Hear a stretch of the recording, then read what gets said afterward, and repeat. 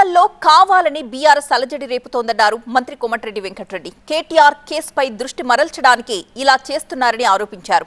అయితే దీనికి కౌంటర్ ఇచ్చారు మాజీ మంత్రి జగదీష్ రెడ్డి.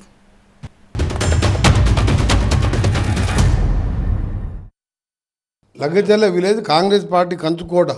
అక్కడ టీఆర్ఎస్ వాళ్ళ కార్యకర్తని సురేష్ అనే కార్యకర్తలతోని ప్లాన్ ప్రకారం దాడి చేపించి ఇష్యూ డైవర్ట్ చేయడానికి ఈరోజు కేటీఆర్ మీద ఎప్పుడు చర్యలు ఉంటాయో చట్టం చూసుకుంటుంది, గవర్నర్ గారు చూసుకుంటారు. కానీ డైవర్ట్ చేస్తానికి కలెక్టర్ గారి మీద దాడి చేసిండు.